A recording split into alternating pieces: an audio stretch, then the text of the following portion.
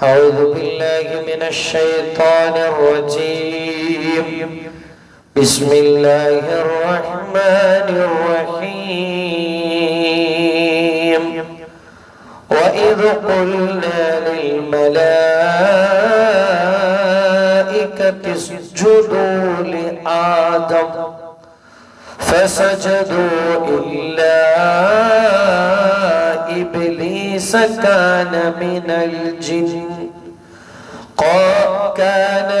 الجن ففسق عن أمر ربه أفتتخذونه وذريته أولياء من دوني وهم لكم عدو بئس للظالمين بدلا.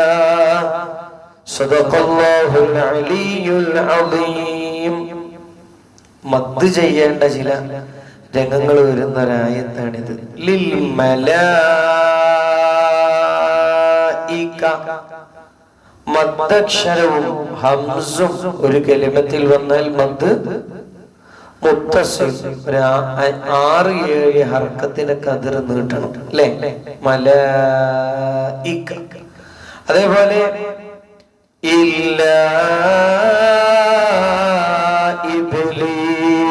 അവിടെ മദ് മുൻഫസിലാണ്, നീട്ടാതിരിക്കും ചെയ്യാം. ഇല്ലാ ഇബ്ലീസ് നീട്ടലും ഓദ്യം തെറ്റില്ല, പക്ഷെ നീട്ടുകയും ചെയ്യാം. ഒരു കലിമത്തിലും അതിന്റെ തൊട്ടടുത്തു മദ്ദക്ഷരവും ഹംസയും വന്നു അല്ലെ, മുൻഫസിൽ. പിന്നെ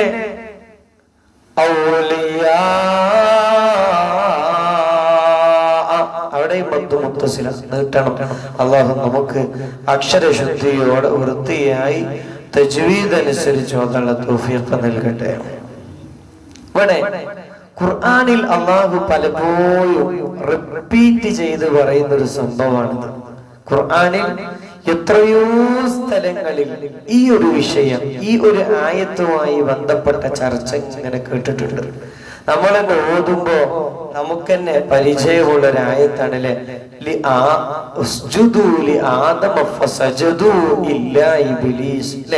നമ്മളെന്നെ പലയിടത്തും ഖുർആനിൽ എങ്ങനെ കാണും. കാരണം ഖുർആനിന്റെ പരിശുദ്ധമായ ദീനുൽ ഇസ്ലാമിന്റെ മർമ്മമായ പാഠങ്ങളിൽ ഒന്നാണ് ഇതാണെങ്കിലോ ഏകദേശം സൂറത്തുൽ കഹ്ഫിന്റെ മധ്യത്തിലുള്ള ഒരു ആയത്തുമാണ്. എന്താണ് ചർച്ച? പഠിച്ചോൻ പറയാണ്, ബിസ്മില്ലാഹിർ റഹ്മാനിർ റഹീം.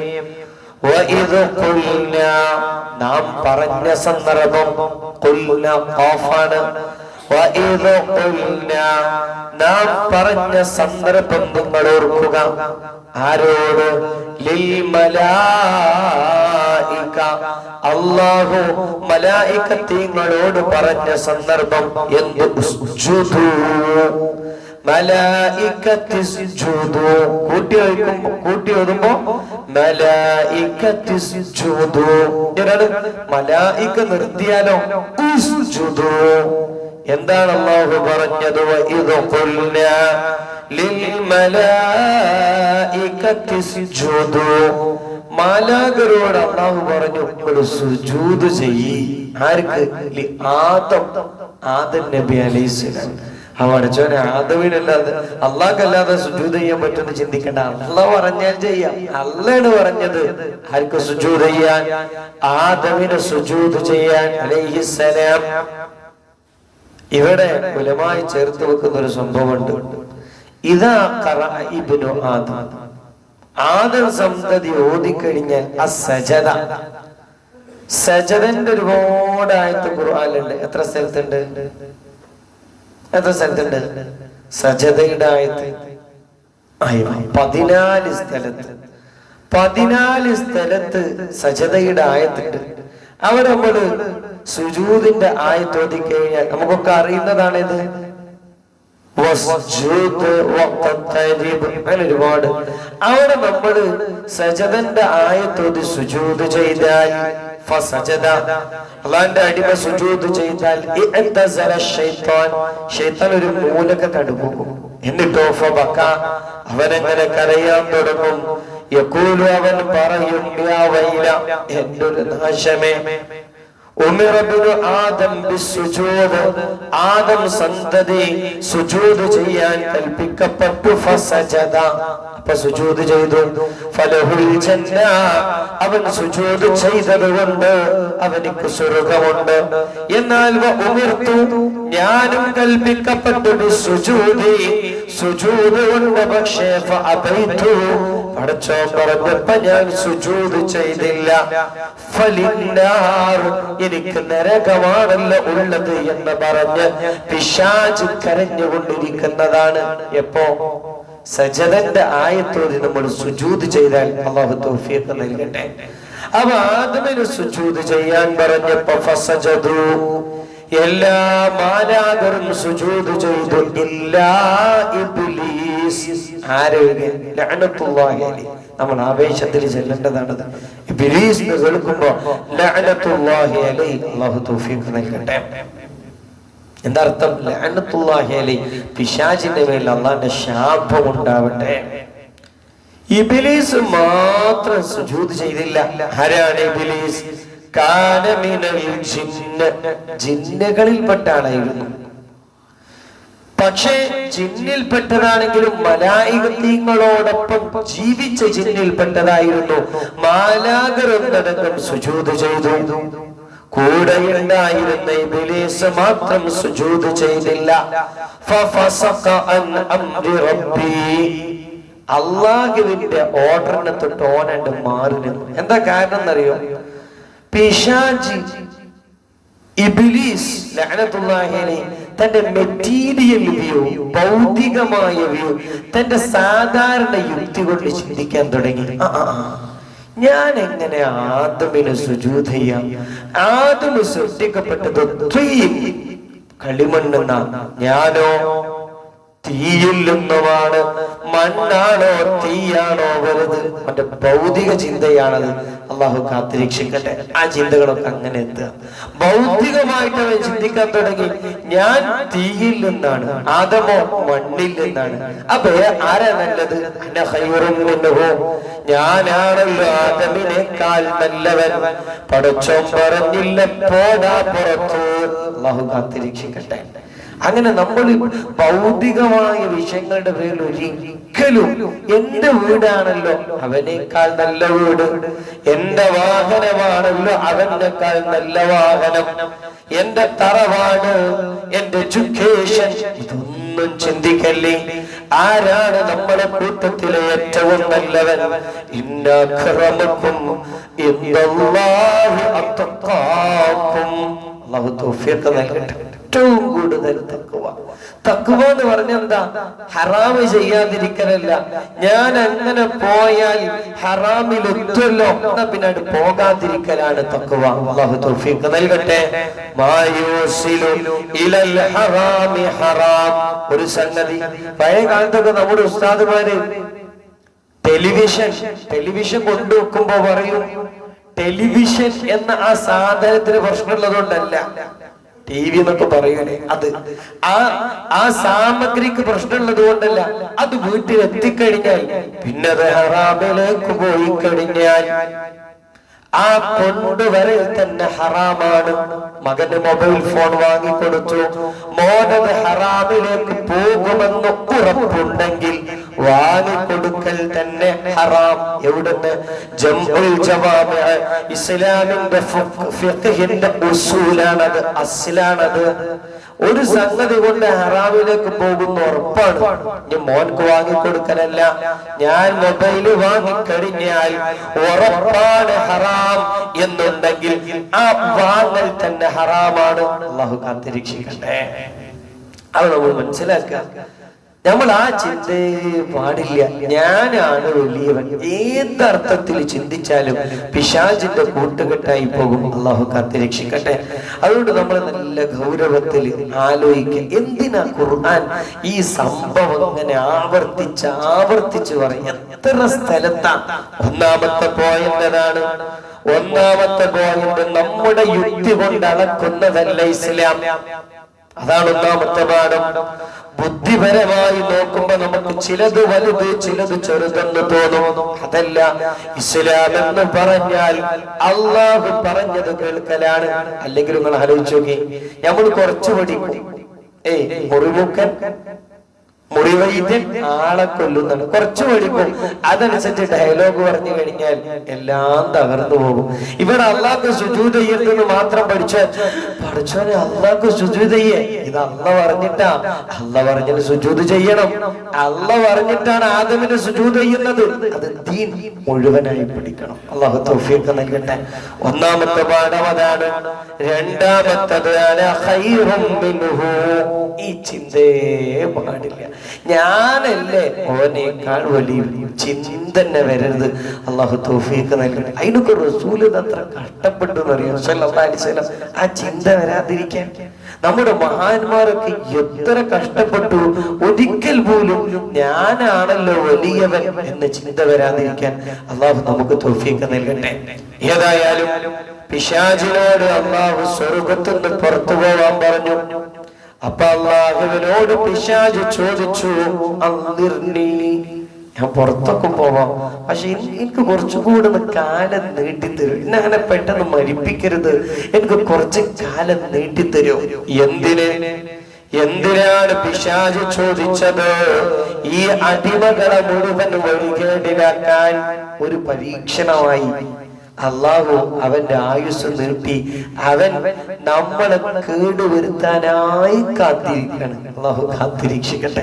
ഇഷ്ടംപോലെ നാരായണത്ത് ഭ്രാന്തന്റെ പോലെയാണ്.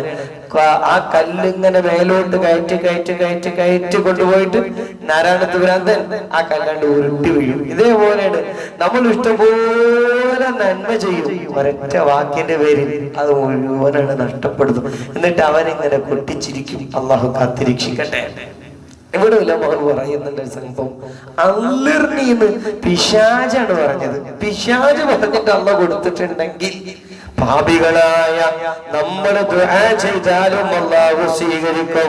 പിശാചിന്റെ ആവശ്യം അല്ലാഹു അനുസരിച്ചിട്ടുണ്ടെങ്കിൽ, അല്ലാഹു നടത്തി കൊടുത്തിട്ടുണ്ടെങ്കിൽ പാപികളായ നമ്മുടെ പ്രാർത്ഥനയും അല്ലാഹു കേൾക്കുമെന്ന ഒരു പോസിറ്റീവ് തോട്ട്സ്, ഒരു ശുഭപ്രതീക്ഷ ഇതിന്റെ പിന്നിൽ ഉലമാ ചേർത്ത് വെക്കുന്നുണ്ട്. ഏതായാലും അല്ലാഹു നമുക്ക് തൗഫീഖ് നൽകട്ടെ.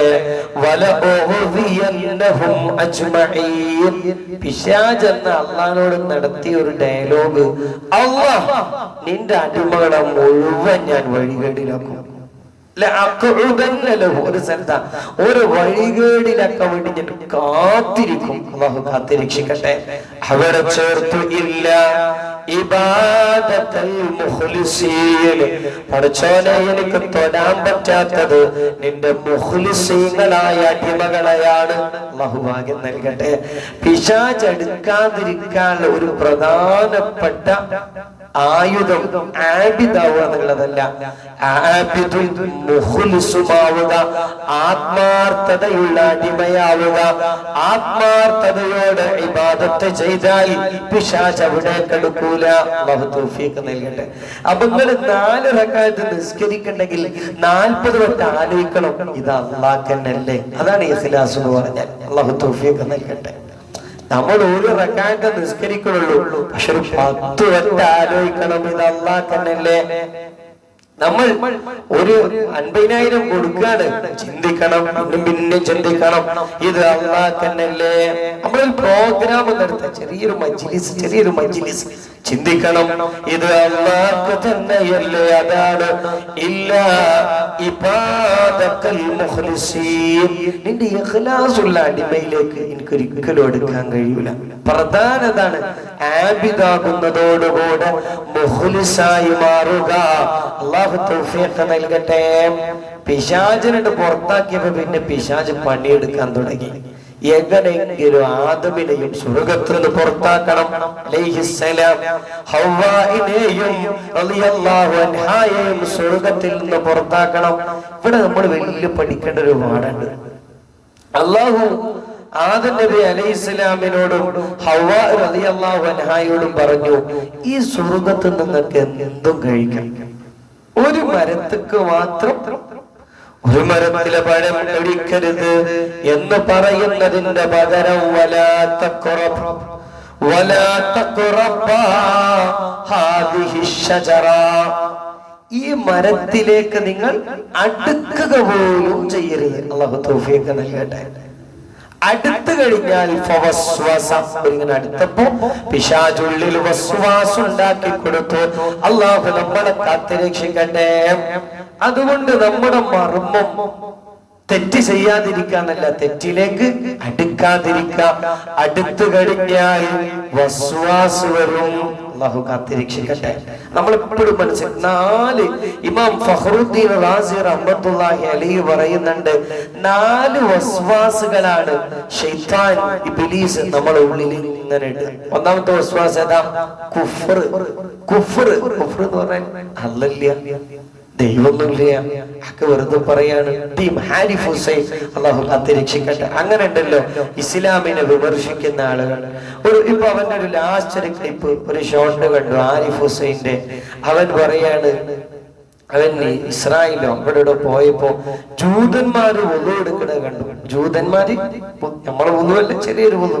അപ്പൊ അവൻ പറയാണ്, ജൂതായിസത്തിൽ നിന്ന് ഇസ്ലാം കോപ്പി അടിച്ചതാണ് ഏത്? വുളു എടുക്കൽ. സത്യം പറഞ്ഞാൽ എന്താണ്, ഈ ജൂതമതം അതൊരു നല്ല മതം തന്നെ ആയിരുന്നു. അതിന് കുറെ ഇസ്ലാമിൽ ഉണ്ടാകും. മൂസാ നബിക്ക് ഇറങ്ങിയ മതാണേത്? ജൂതമതം. ഈസാ നബി അലൈഹി ഇസ്ലാമിന് ഇറങ്ങിയ മതാണേത്? ക്രിസ്തു മതം. അതിന് മാറ്റത്തിരുത്തലുകൾ വന്നു. അവരുടെയൊക്കെ വേദഗ്രന്ഥങ്ങളിൽ അള്ളാഹു വ്യക്തമായി പറഞ്ഞിട്ടുണ്ട്, ശേഷം മുഹമ്മദ് വരുട്ടോ സല്ലല്ലാഹു അലൈഹി വസല്ലം, അവരെ വിശ്വസിക്കണം. അതവര് ചെയ്തില്ല, അതേ തെറ്റുള്ളൂ. ജൂതായിസത്തെ പലതും ഇസ്ലാമിൽ ഉണ്ടാകും, അത് സ്വാഭാവികമാണ്. കാരണം ജൂതമതത്തിന്റെയും അസ്ല് അള്ളാഹുവിൽ നിന്നുള്ളത് തന്നെയാണ്. പിന്നെ മാറ്റത്തിരുത്തലുകൾ ഉണ്ടായി. അള്ളാഹു കാത്തുരക്ഷിക്കട്ടെ.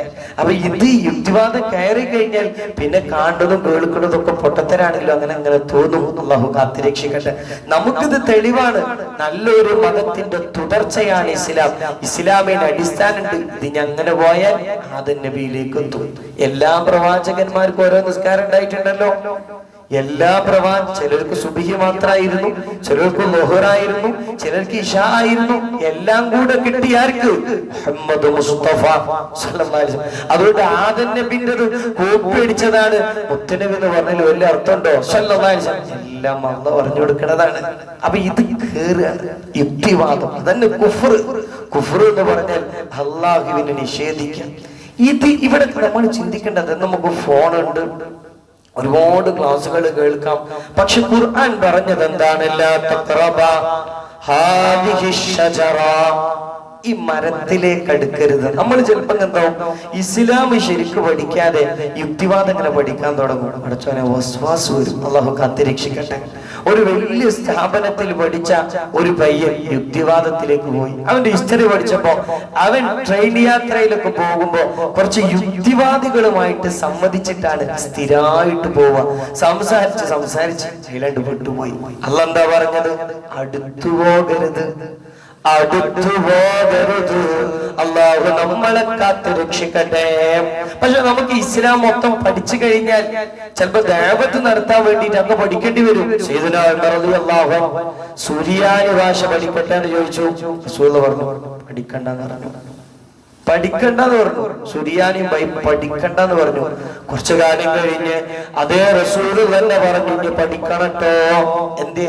ഇസ്ലാം ഫുള്ള് ഓക്കെ ആയി പഠിച്ചാൽ പിന്നെ ദഅവത്തിന് വേണ്ടി അതൊക്കെ പഠിക്കേണ്ടി വരും. പഠിക്കും വേണം. ശൈഖുനാ ശംസുൽ ഉലമ പഠിച്ചില്ലേ?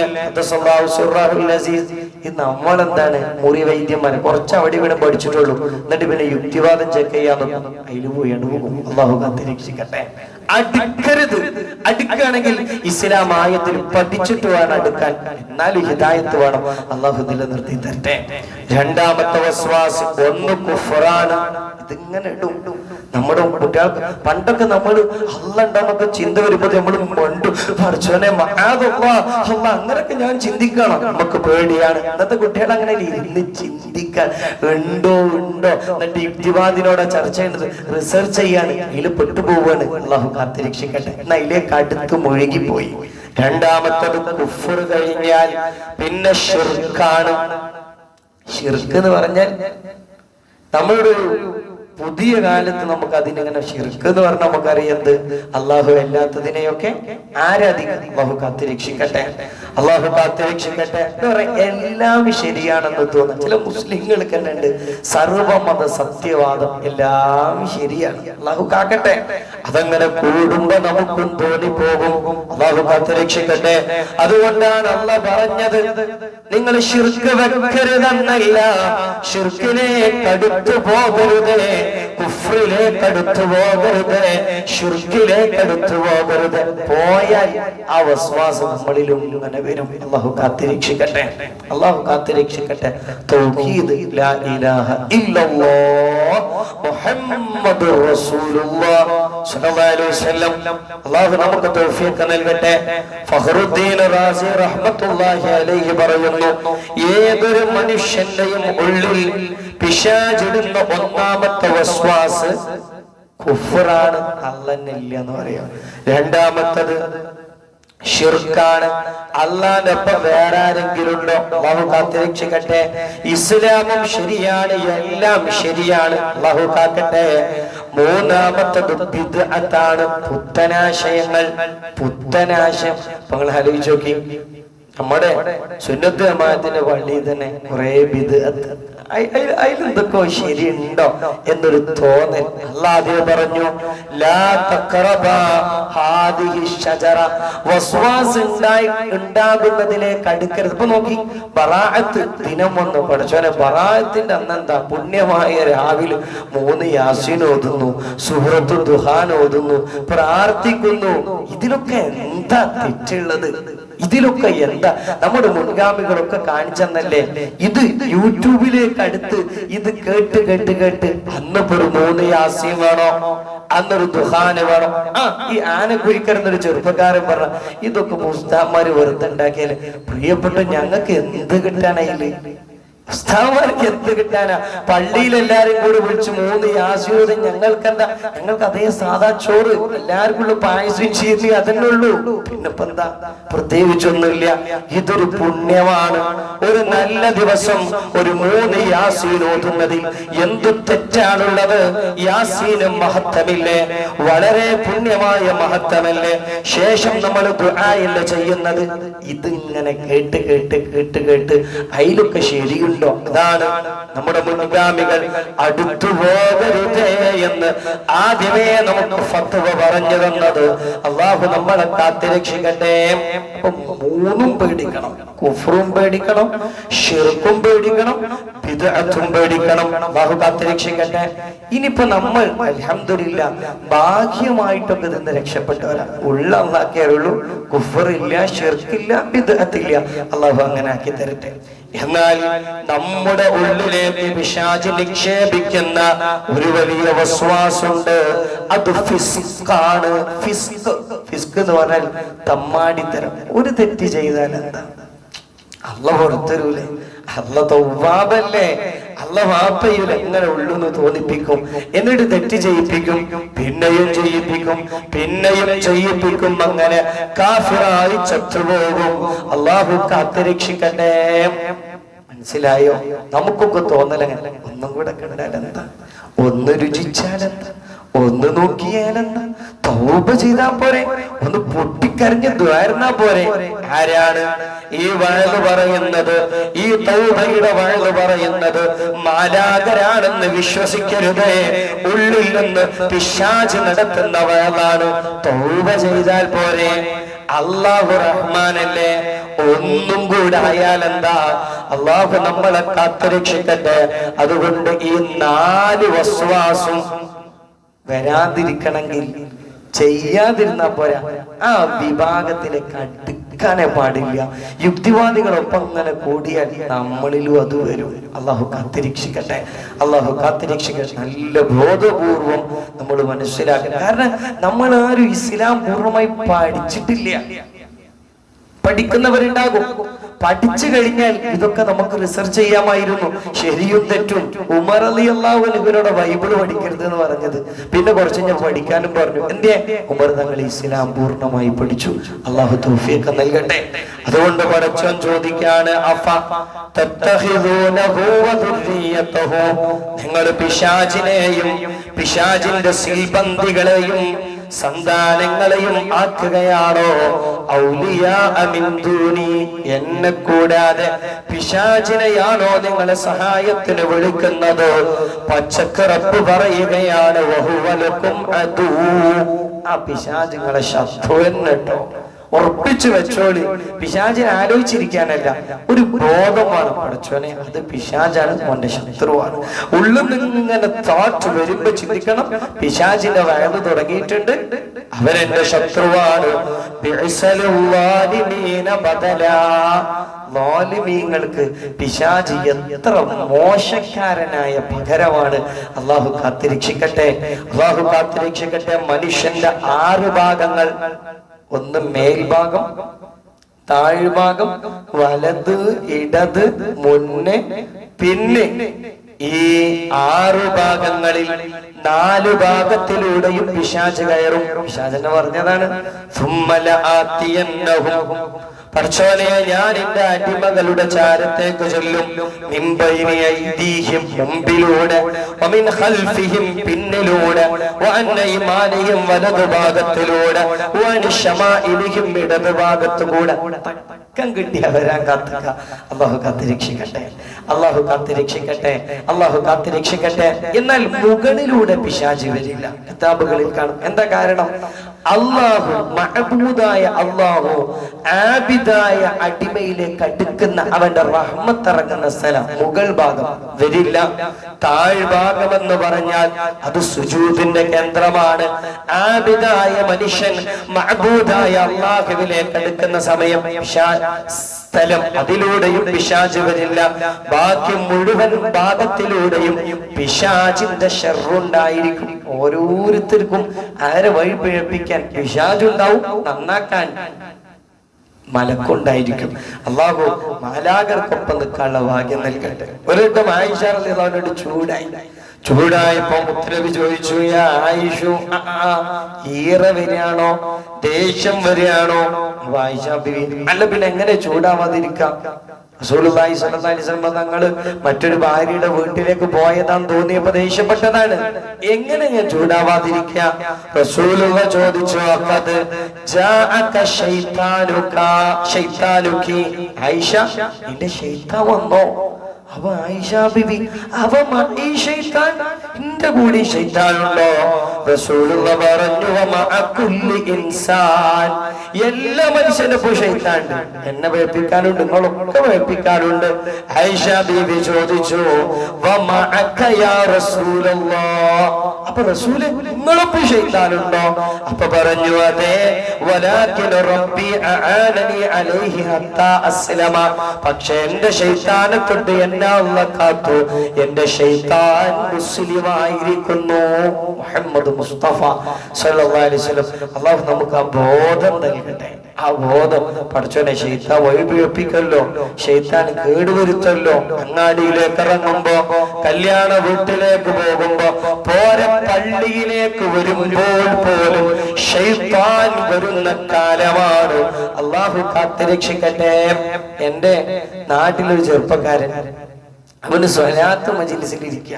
അപ്പയാണ് മുമ്പ് സ്നേഹബന്ധമൊക്കെ ഒഴിവാക്കി കാമുകി വിളിക്കണത്. പഠിച്ചോനെ, മജ്‌ലിസിൽ വെച്ച്, സ്വലാത്തിന്റെ മജ്‌ലിസിൽ വെച്ച് ഫോൺ അറ്റൻഡ് ചെയ്തു. ഓട് പറയാൻ ഞാൻ ഒളിച്ചോടാൻ നിൽക്കണം, നിങ്ങൾ പെട്ടെന്ന് വരണം. ആ ചെറുപ്പക്കാരൻ സ്വലാത്തിന്റെ മജ്‌ലിസിൽ നിന്നാണ് അവിടെ പോവേണ്ടി വന്നത്. അള്ളാഹു കാത്തിരക്ഷിക്കട്ടെ, അള്ളാഹു നമ്മളെ കാത്തിരക്ഷിക്കട്ടെ, അള്ളാഹു നമ്മളെ കാത്തിരക്ഷിക്കട്ടെ. എല്ലായിടത്തും പിശാച് വരുന്ന കാലം. അതുകൊണ്ട് നല്ല ബോധം. പള്ളിയിൽ നിസ്കരിക്കാൻ നിന്നാൽ പിശാചിന്റെ വർക്കൗട്ട് കൂടിക്കൊണ്ടിരിക്കും. അള്ളാഹു നമ്മളെ കാക്കട്ടെ. പെട്ടെന്ന് പറഞ്ഞ് അവസാനിപ്പിക്കാം. 4 സമയങ്ങളിലാണ് പിശാച് കരഞ്ഞത്. ഒന്ന്, ഹീന ലുഇന. ലുഇന എന്ന് പറഞ്ഞാൽ പിശാചിന് ശാപം ഇറങ്ങിയപ്പോ. അപ്പൊ നമ്മൾ എന്ത് ചെയ്യണം? ഇബ്ലീസ് എന്ന് പറയുമ്പോ ലഅനത്തുല്ലാഹി അലൈഹി, പിശാച് കരയും. രണ്ടാമത്തത് ഹീന ഹുബിത, സ്വർഗ്ഗത്തിൽ നിന്ന് പുറത്തു വരേണ്ടി വന്നപ്പോ. മൂന്നാമത്തത് ഹീന വുലിദ നബിയുനാ മുഹമ്മദ് സ്വല്ലല്ലാഹു അലൈഹി വസല്ലം, മുത്തുനബി ജനിച്ചപ്പോ പിശാച് വല്ലാതെ കരഞ്ഞിട്ടുണ്ട്. അതുകൊണ്ട് മുത്തുനബിയുടെ ജന്മദിനം മൗലിദ് ഇഖ്ലാസോടെ നമ്മൾ ചെയ്യണം. അല്ലാഹു തൗഫീഖ് നൽകട്ടെ. നാലാമത്തത് ഹീന ഉൻസില സൂറത്തുൽ ഫാത്തിഹ, ഫാത്തിഹ സൂറത്ത് ഇറങ്ങിയ സമയത്ത് പിശാച് കരഞ്ഞിട്ടുണ്ട്. അതുകൊണ്ട് അൽഹംദുലില്ലാഹ് കട തുടങ്ങുമ്പോ നമ്മള് ഫാത്തിഹ ഓതുന്നുണ്ട്, കല്യാണ വീട്ടിൽ പുതിയാപ്പിള ഇറങ്ങുമ്പോൾ നമ്മൾ ഫാത്തിഹ ഓതുന്നുണ്ട്, മരണ വീട്ടിൽ നമ്മൾ ഫാത്തിഹ ഓതുന്നുണ്ട്, പള്ളി ഉദ്ഘാടനമാണ് ഫാത്തിഹ ഓതുന്നത്. മാഷാ അല്ലാഹ്, വലിയ ഗുണല്ലേ. ഇത് ഇറങ്ങിയപ്പോഴാണ് പിശാച് കരഞ്ഞത്. അല്ലാഹു നല്ലവണ്ണം വർദ്ധിപ്പിക്കാനുള്ള ഭാഗ്യം നൽകട്ടെ. പ്രിയപ്പെട്ടവരെ, ഒരു സംഭവം പറയാം. സയ്യിദുനാ ഉമർ റളിയല്ലാഹു അൻഹുവിന്റെ കാലത്ത് നല്ലൊരു ചെറുപ്പക്കാരുണ്ടായിരുന്നു, നല്ല ചൊങ്കനായ ചെറുപ്പക്കാരൻ. 5 വക്തും പള്ളിക്ക് വരും. ആ മോനെ കണ്ടില്ലെങ്കിൽ ഉമർ തങ്ങൾ ചോദിക്കുമായിരുന്നു, എവിടെ പോയി അവൻ? അങ്ങനത്തെ ഒരു ചെറുപ്പക്കാരൻ, സാധു. പള്ളിന്ന് പോകുമ്പോ ഒരു പെണ്ണ് പിന്നാലെ കൂടി. ഇന്നത്തെ കാര്യമില്ല, ഇന്നിപ്പോ പെണ്ണ് പിന്നാലെ കൂടെ എന്നൊക്കെ പറഞ്ഞാൽ നമുക്ക് അത്ര ഒരു നോർമലാന്ന് പറയാൻ കഴിയില്ല. അന്ന് പറഞ്ഞാൽ വ്യഭിചാരത്തിന് കട്ടൻ ചായയുടെ ലാഘവം ഉണ്ടായിരുന്നത്, അത്രയേ ഉള്ളൂ. അത് കുടിക്കണ പോലെ ആളുകൾ വീട്ടിൽ കയറി വ്യഭിചരിക്കുന്ന കാലാണ്. മുത്തുനബിയുടെ വീട്ടിൽ സല്ലല്ലാഹു അലൈഹി വസല്ലം ഹബീബിനോടൊപ്പം നിസ്കരിച്ചുകൊണ്ട് പള്ളിയിൽ ഒന്ന് നിസ്കരിച്ച് ചെറുപ്പക്കാരൻ വീട്ടിലേക്ക് പോകുമ്പോൾ ഒരു പെണ്ണ് പിന്നാലെ കൂടി ഫോളോ ചെയ്ത് ചെറുപ്പക്കാരനല്ലേ വീട് പോയി. അന്ന് സുലഭാണത്, അള്ളാഹു കാത്തിരക്ഷിക്കട്ടെ. വീട് പോയിട്ട് അവര് തെറ്റ് ചെയ്യാൻ എങ്ങനെ നിൽക്കുമ്പോ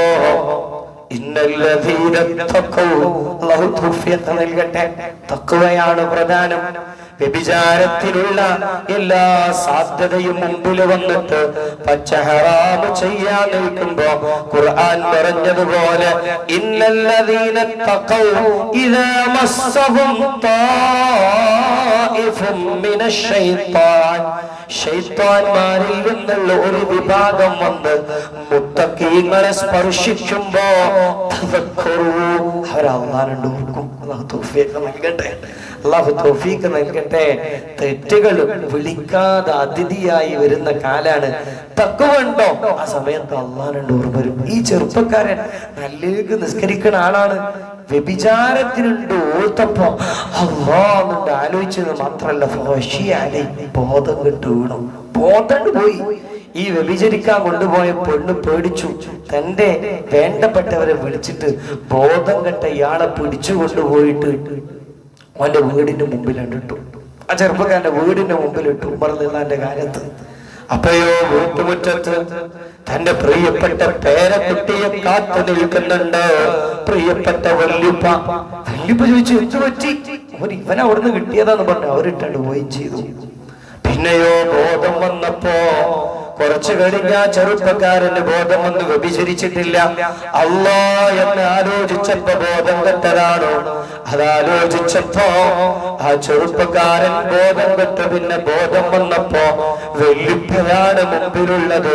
വല്യുപ്പയോട് ചോദിച്ചു, വല്യുപ്പ നിങ്ങളോട് തങ്ങളെ അടുക്കൽ പോയിട്ട് ചോദിക്കുക, മാ ജസാഉ മൻ ഖാഫ മഖാമ റബ്ബി, അള്ളാന്റെ മക്കാമിനെ പേടിച്ച ആൾക്ക് എന്ത് കൂലിയാ കിട്ടുക? വല്യപ്പ ചോദിച്ചു, എന്താ പറ്റിയത് ഇങ്ങനൊക്കെ ചോദിക്കണത്? കാര്യം പറ, എന്താണ് ഈ ഇങ്ങനെ ചോദിക്കണത്? ഒന്നുമില്ല നിങ്ങൾ ഉമറെ തങ്ങളോട് പോയിട്ടൊന്ന് ചോദിക്ക്, അള്ളാഹുവിന്റെ മക്കാമ് പേടിച്ചവനക്ക് കിട്ടാനുള്ള കൂലി എന്താ? പോയി ചോദിച്ചു. ഉമർ റളിയല്ലാഹുവിന്റെ അടുക്കൽ പോയി വല്യപ്പ ചോദിച്ച് തിരിച്ചു വരുമ്പോഴേക്ക് ഇയാള് മരിച്ചു പോയിരുന്നു. ഈ കുട്ടി ആ ബോധം കെട്ട് അള്ളാഹുവിനെ ആലോചിച്ച് മരിച്ചു പോയിരുന്നു. പഠിച്ചവനെ, ഉമർ റളിയല്ലാഹു അൻഹുവിന് കാര്യം മനസ്സിലായി. ഉമർ റളിയല്ലാഹു അൻഹു ആ മയ്യത്തിന്റെ അടുക്കൽ വന്ന് ഖബറടക്കുന്നത് വരെ ഒരായത്തങ്ങനെ ഓതി, വലിമൻ ഖാഫ മഖാമ റബ്ബിഹി ജന്നതാൻ, അള്ളാന്റെ മഖാമ് പേടിച്ചാൽ അവൻക്ക് 2 സ്വർഗ്ഗം ഉണ്ടായിരിക്കും. ഇതിങ്ങനെ ഓതി, ഖബർക്ക് വെച്ചപ്പോൾ ഓതി, വെച്ചതിന് ശേഷം ഓതി, ഖബറിന്റെ ഉള്ളിൽ നിന്ന് തങ്ങൾ കേട്ടു, എനിക്ക് ആ 2 സ്വർഗം കിട്ടിയിട്ടുണ്ട് കേട്ടോ. ആ കുട്ടി അള്ളാനെ പേടിച്ചതുകൊണ്ട് അള്ളാഹു ഖബറിൽ എത്തിയപ്പോഴേക്ക് 2 സ്വർഗവും കൊടുത്തു. അള്ളാഹു തൗഫീഖ് നൽകട്ടെ. അതുകൊണ്ട് പിശാച് തക്കം പാർത്തിരിക്കുകയാണ്, എവിടെ നമ്മളെ വീഴ്ത്താൻ പറ്റും. ചിലപ്പോ നമ്മൾ നല്ല നല്ല സദസ്സൊക്കെ പിരിഞ്ഞിട്ട് നല്ല സദസ്സെന്ന് പോവാനേക്കാരം വഴിയുന്നാവും പിശാച് വരിക. ഇന്നിപ്പോ ഫോണിന്റെ കാലാണ്, വലിയ ദുരന്താണ്, വലിയ ബുദ്ധിമുട്ടാണ്. വയലും നസീഹത്തൊക്കെ കഴിഞ്ഞ് പിന്നെ വീട്ടിലിരിക്കുമ്പോഴാവും പിശാചിന്റെ ഒരു വയല്. അത് കാത്തി രക്ഷിക്കട്ടെ. അതിന് വിട്ട് വല്ല വീഡിയോ, വല്ല മോശമായ ചാറ്റിങ്, വെറുതെ ഒരു അന്യ സ്ത്രീക്ക് ഒരു ഹായിട്ട പോലെ എല്ലാം നശിച്ചു പോവല്ലേ. അള്ളാഹു കാത്തി രക്ഷിക്കട്ടെ. അതുകൊണ്ട് പിശാചിൽ നിന്ന് രക്ഷപ്പെടാൻ ഒന്ന് ചെയ്ത തെറ്റിന്ന് നല്ലോണം മനസ്സറിഞ്ഞ് ഇസ്തിഗ്ഫാർ ചെയ്യും. മനസ്സറിഞ്ഞ് പൊട്ടിക്കരഞ്ഞ് ഇസ്തിഗ്ഫാർ ചെയ്യുമ്പോൾ പിശാച് കരയും. അല്ലാഹു തൗഫീഖ് നൽകട്ടെ, അല്ലാഹു ഭാഗ്യം നൽകട്ടെ. രണ്ടാമത്തേത് ദാഇമുൽ വുളൂ, എപ്പോഴും വുളൂ ഉണ്ടാവാൻ ശ്രമിക്കും. നമുക്ക് നല്ല സൗകര്യമില്ലേ, എല്ലായിടത്തും പള്ളിയുണ്ട്, പൈപ്പുണ്ട്, എല്ലാം ഉണ്ട്. ഒന്നുമില്ലാത്ത കാലത്താണ് ബാഫക്ക് തങ്ങൾ പാപ്പ കിണ്ടിയും പിടിച്ച് എപ്പോഴും വുളൂ എടുത്ത് നടന്നത്. അല്ലാഹു ഭാഗ്യം നൽകട്ടെ. മുതഅല്ലിമീങ്ങൾക്കൊക്കെ പള്ളി ഇവിടെ ഹൗദ് സൗകര്യമൊക്കെ ഉണ്ട്, എപ്പോഴും വുളൂ എടുക്കുക. പിശാച് ഒരു പരിധി വരെ അടുത്തു വരില്ല. മൂന്നാമത്തത് ബിസ്മില്ലാഹിർ റഹ്മാനിർ റഹീം, എപ്പോഴും വർദ്ധിപ്പിക്കാം. കട തുറക്കാം ബിസ്മില്ലാഹിർ റഹ്മാനിർ റഹീം, ചെരുപ്പിടാൻ ബിസ്മില്ലാഹിർ റഹ്മാനിർ റഹീം. എപ്പോഴും ബിസ്മി കൂട്ടി കൂട്ടി കൂട്ടി ചെയ്താൽ പിശാച് എടുക്കൂല. ബിസ്മി ചെല്ലാതെ ഭാര്യയുമായി ഇണചേർന്നാൽ ആ ഇണചേരലിൽ പോലും പിശാച് വരും. ആ കുട്ടിക്ക് പിന്നെ ചിലപ്പോൾ പല രോഗങ്ങളുണ്ടാകും. അള്ളാഹു കാത്തിരക്ഷിക്കട്ടെ, അള്ളാഹു കാത്തിരക്ഷിക്കട്ടെ. അള്ളാഹു നമുക്ക് നല്ല ബോധം. പിശാചിനെ ഓർക്കേണ്ടവരല്ല നമ്മൾ, പിശാച് ഓർക്കേണ്ടവരല്ല. പിശാചിനെ പറ്റി ഒരു ജാഗ്രത അങ്ങനെ ഒന്നുണ്ട്. ഇപ്പൊ ഈ നമ്മുടെ ഖുർആനിന്റെ ഈ ക്ലാസ് ഇത് നശിപ്പിക്കാൻ എന്ത് മാർഗമുണ്ട് എന്നാണ് അവൻ ചിന്തിക്കുന്നത്. ഒരു വാക്ക് പോരെ. അള്ളാഹു കാത്തിരക്ഷിക്കട്ടെ. അൽഹംദുലില്ലാഹ്, അൽഹംദുലില്ലാഹി.